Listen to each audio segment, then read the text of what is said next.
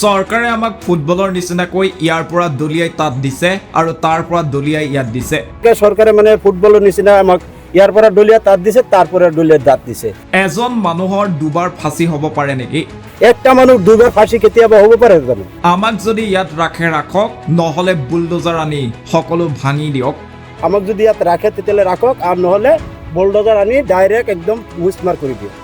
লখিমপুৰ পাভ বনাঞ্চলত পুনৰ উচ্ছেদ অভিযানৰ বাবে সাজু হৈছে প্ৰশাসন। 15 দিনৰ ভিতৰত ঠাই খালী কৰিবলৈ প্ৰশাসনে নিৰ্দেশ জাৰি কৰিছে শ শ লোকক। উচ্ছেদিত লোকৰ শিবিৰত পুনৰ প্ৰশাসনৰ জাননীক লৈ হাহাকাৰ। লখিমপুৰ জিলাৰ হাৰমতি বন সংমণ্ডলৰ অন্তৰ্গত পাভ সংৰক্ষিত বনাঞ্চলত যোৱা 3 বছৰ পূৰ্বে উচ্ছেদ কৰা ভূমিহীন লোকক লখিমপুৰ জিলা প্ৰশাসনে পাতি দিয়া শিবিৰত লখিমপুৰ বন সংমণ্ডলৰ পুনৰ উচ্ছেদৰ জাননী। আৰু এই জাননী জাৰি কৰাৰ পাছতেই এতিয়া উচ্ছেদিতৰ মাজত হাহাকাৰ পৰিস্থিতিৰ সৃষ্টি হৈছে। কেতিয়া কি কথা কি আপোনালোকতো ইয়াততো ডিচি ছাৰে আগত বহিব দিছিলে আপোনালোকক, কওকচোন আপোনালোকে এতিয়া আকৌ কেতিয়া নোটিছ আহিছে, কি কথা? এইটো আমাক এতিয়া মানে আমি ইয়াত চলি আছোঁ, খাই আছোঁ, 3 বছৰ ধৰি হৈ গ'ল। তাৰ হোৱাৰ পিছত আজি ফটককৈ এটা নোটিছ দিলে আপোনাৰ 15 দিনৰ ভিতৰত উঠি যাব লাগে। এতিয়া উঠি যে যাম, আমি জাগা নাই, ঠাই নাই, বহিবলৈ জাগা নাই। এতিয়া যেনে তেনে মানে ৰিপুটো বচাই আছোঁ।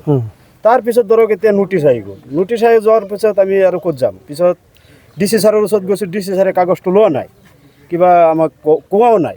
পিছত কৈছে চাৰ্কুল অফিচাৰত যাবলৈ, তেতিয়া চাৰ্কুল অফিচাৰত গৈছোঁ। চাৰ্কুল অফিচাৰে কৈছে এইটো মই কাগজটো মই ল'ব নোৱাৰোঁ। তেতিয়া ল'ব নোৱাৰে, আমিতো ইয়াত স্থানীয় মানুহ, ধৰক আমাৰ একদম ভাৰত নাগৰিক কাগজো আছে।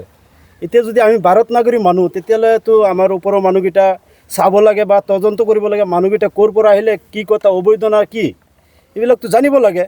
জানি বুজি আমাক নোটিছটো কৰিব লাগিছিলে। হয়, আপোনালোক যে ইয়াত যে লিখিছে অবৈধভাৱে, ইয়াততো আপোনালোকক ডিচিয়ে বহাইছিলে। হয়, আমাক ডিচি বহাইছিলে। 3 বছৰ আগত যেতিয়া উচ্ছেদ কৰিছিলে তেতিয়া আপোনালোকে ইয়াত বহিব দিছিলে। আৰু আপোনালোকতো ইয়াৰ লোকেলেই হয় মানুহবিলাক, লোকেল আমি স্থায়ী মানুহ ইয়াৰ ঠাই মানুহ। ধৰক এইটো আমাৰ ভাৰত নাগৰিক কাগজ আছে। আচ্ছা, এইটো ভাৰত নাগৰিক কাগজ চালে আপোনালোকে গম পায় যে মানুহটো ভাৰত নাগৰিক না অবৈধ মানুহ, সেইটো আপোনালোকে ভালকে গম পায়। তেতিয়াহ'লে আমাক ভালকে ষড়যন্ত্ৰ কৰি চেক কৰক, চেক কৰি কিনি চাওক মানুহটো ভাৰত নাগৰিক হয় নে নহয়। যদি ভাৰত নাগৰিক নহয় তেতিয়াহ'লে গুলিয়াই মাৰি দিয়ক, আমি সেইটো কৈ আছোঁ। আৰু এতিয়া যে নোটিছটো জাৰি কৰিছে, এই নোটিছটো দিয়াটো সঁচা, কিন্তু আমি এতিয়া বহি আছোঁ চৰকাৰী মাটিত। আপোনালোকতো ইয়াত বহাইছে, আপোনালোকতো অবৈধভাৱে দখল কৰা নাই, অবৈধভাৱে দখল কৰা নাই। আমাৰ চৰকাৰে বহাইছে, ডিচিয়ে বহাইছে, ডিচি ছাৰে বহাইছে, চাৰ্কুল অফিচাৰে বহাইছে, আৰু ধৰক এই ডিফু ছাৰৰ লেণ্ডাৰ মানুহকেইটা আহি বহাইছে। আচ্ছা, আমাক বহাইছে। এতিয়া আকৌ আপোনালোকক অবৈধভাৱে দখল কৰিছে বুলি কৈ আছে না? ভালকে গৈছে, তোমালোকে ভালকে আহি ইয়াত সীমা দিছিলে, সীমা দিয়াৰ পিছত লাল নিৰ্চানো মাৰি দিছিলে, তেতিয়া আমি ভালকে বহিছোঁ। বহাৰ পিছত আজি 3 বছৰ গুচি গ'ল।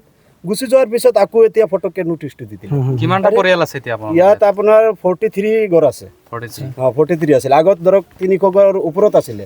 যিবিলাক মানুহৰ মাটি অলপ আছে সেইবিলাক গুচি গ'ল। এতিয়া যিবিলাক লেণ্ডলেছ, একদম লেণ্ডলেছ মানুহ, সেই লেণ্ডলেছ মানুহকেইটা ইয়াত পানীৰ মাজত পৰি আছে। চৰকাৰে কি আপোনালোকক মাটি দিয়াৰ কোনো পদ্ধতি লোৱা নাই নেকি? চৰকাৰে এতিয়া ধৰক মাটি পদ্ধতি দিয়া নাই। আগততো কৈ আছে দিব দিব দিব বুলি, আজি 3 বছৰ গুচি গ'ল, কিন্তু দিয়া নাই।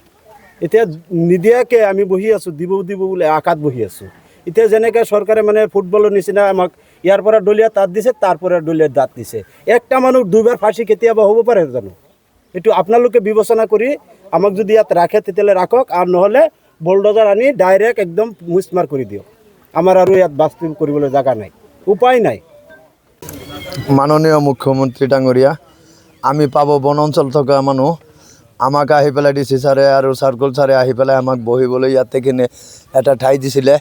এইখিনি সিহঁতে আমাক যে আপোনালোকে ইয়াতে বহক, আপোনালোকৰ সুবিধা পাতি আমি কৰিম, সেইখিনি কৈ পেলাই আজি 3 বছৰ গুজৰি গ'ল। আজি 3 বছৰৰ ভিতৰত দিম কৈ পেলাই আমাক ৰাখিছে।